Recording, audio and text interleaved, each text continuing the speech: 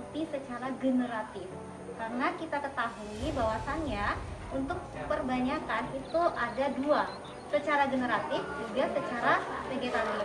Yang akan kita lakukan praktikum pada hari ini adalah secara generatif, artinya berasal dari biji. Nah, untuk perbanyakan secara generatif ada beberapa proses yang harus kalian ketahui.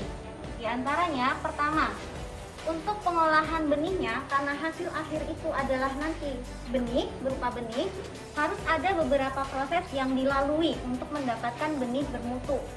Di sini, proses pertama yaitu adalah dimulai dari panen benih. Panen benih kopi. Pada umumnya ya, untuk panen benih kopi ini ada beberapa ciri yang harus diketahui. Jadi tidak semua benih yang harus atau buah yang harus dipanen itu adalah dimasukkan semua, tidak. Tapi ada ciri-ciri yang harus diketahui. Di antaranya itu adalah pilih buah yang masak, tentunya masak secara fisiologis. Seperti apa ciri buah yang masak? Ciri buah yang masak biasanya di sini bisa saya tunjukkan yang secara masak buah yang sudah dipanen, ya, buah yang sudah dipanen, buah kopi. Nah, kemudian setelah buah ini dipanen dengan mengetahui ciri yaitu masak secara fisiologis, dilakukan seleksi buah. Karena kan awalnya kita panen, kita petik ini buah kopi, kemudian kita seleksi buahnya. Dari segi apanya? Di sini ada beberapa cara untuk menyeleksi buah yang sudah dipanen tersebut agar menghasilkan memang buah yang bermutu untuk dijadikan benih yang kemudian ditanam kembali. Pertama, dilihat dari warnanya. Warnanya itu adalah warna sudah merah, ya. Tambang ini adalah artinya bahwasanya buah yang sudah dipetik kemudian dimasukkan ke dalam air. Nah, nanti ada yang mengambang, itu dibuang. Berarti itu mencirikan bahwasannya buah tersebut mutunya kurang baik. Dia tidak pernah seperti itu. Kemudian setelah dilakukan seleksi buah baik melalui pemilihan warna ataupun secara rambang, kita lakukan ekstraksi. Apa itu ekstraksi? Misalkan daging buah dengan bijinya, agar memperoleh bijinya, itu dilakukan ada dua metode. Yang pertama secara manual, ataupun yang kedua menggunakan mesin. Nah, kalau secara manual, nanti ini buahnya ini ya, itu diinjek-injek menggunakan ya, namanya injek kaki ya. Diinjek-injek menggunakan kaki, namun memerlukan proses yang lumayan lama, juga membutuhkan tenaga yang ekstra. Kemudian yang kedua itu menggunakan mesin. Mesin ini keuntungannya adalah lebih cepat, juga lebih praktis. Nama mesinnya itu pulper.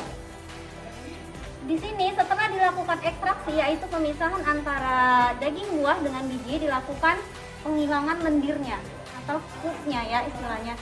Jadi kan nanti benih kopi ini kan kalau udah diinjak-injak ataupun menggunakan mesin ini kan masih berlendir, masih ada pupnya gitu. Nah, ini harus dihilangkan karena ini menghambat proses perkecambahan. Nah, caranya bagaimana? Bisa dilakukan dengan menambahkan perlakuan, yaitu berupa kapur atau abu dapur atau abu gosok ya.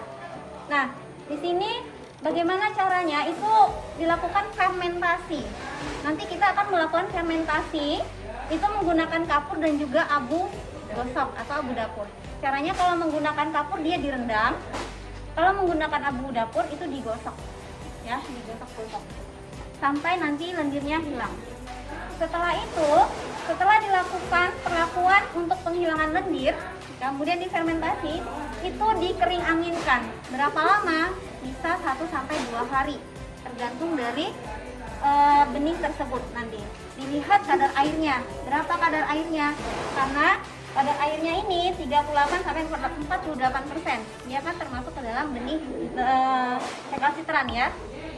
Nah, kemudian setelah dikering anginkan mencapai kadar air sekian, dilakukan perendaman fungisida.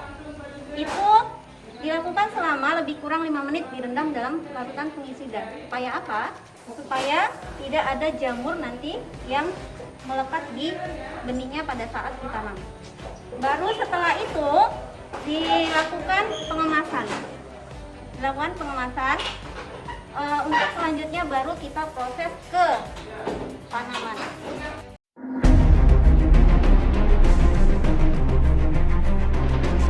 Ini adalah robusta untuk kalau nggak salah menurut saya ini seperti 308 ya.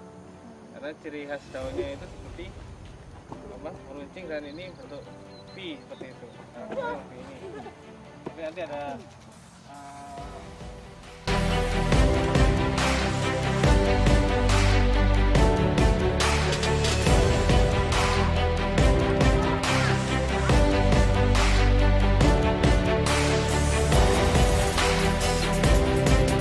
biasanya panen pada umumnya ini kita petik yang merah ya, baik itu konsumsi atau dijadikan seni.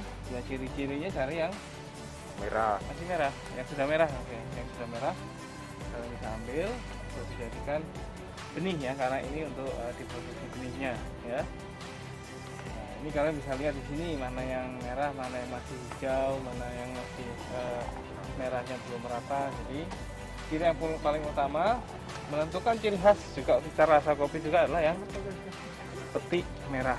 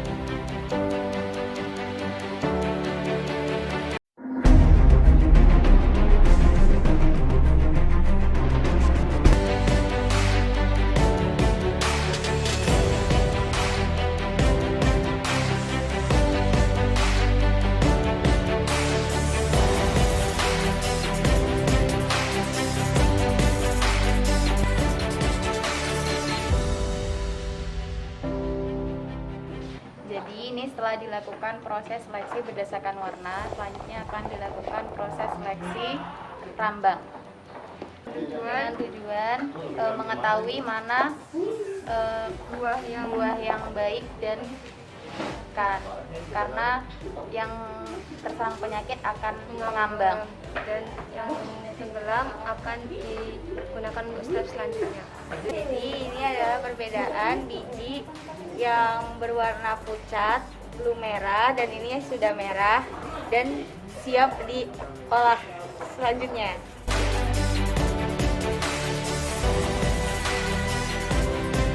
Ini contoh biji yang bagus, dan ini yang sudah kelewat masa panennya, dan ini yang sudah diseleksi, dan ini yang kurang matang dan banyak yang kotor.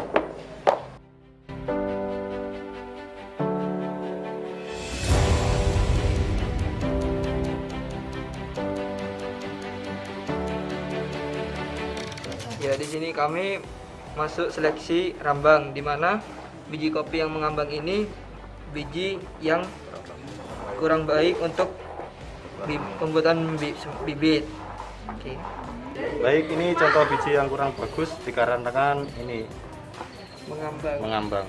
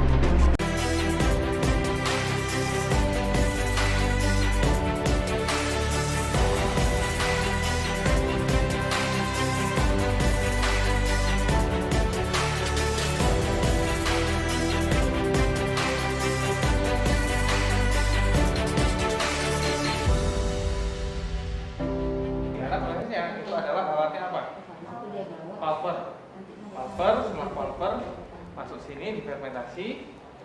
Nah, setelah fermentasinya selesai, baru masuk ini namanya apa? Water ya.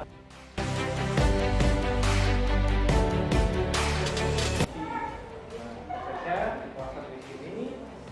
Kemudian kalau itu adalah alatnya, kalau itu nanti kalau misalnya untuk membuat anu ya. Nah, tapi ini proses untuk benih ya. Sekali lagi untuk benih, kita hanya pulping di sini, menghilangkan pulpnya ya, menggunakan alat pulper. Jadi nanti baru setelah itu kalau mau fermentasi bisa ya. Tapi kalau misalnya skala kecil ini kita pakai kapur atau kapur gosok saja untuk menghilangkan siripnya ya, lendirnya itu. Jadi kita sudah masuk ke tahap pulper. Nah, di sini ada saklar untuk menghidupkan mesinnya. Terus cara kerja mesin ini itu harus didampingi oleh air. Kalau dalam skala besar bisa dinyalakan air kerannya. Kalau dalam skala kecil bisa dengan langsung dimasukin sedikit demi sedikit.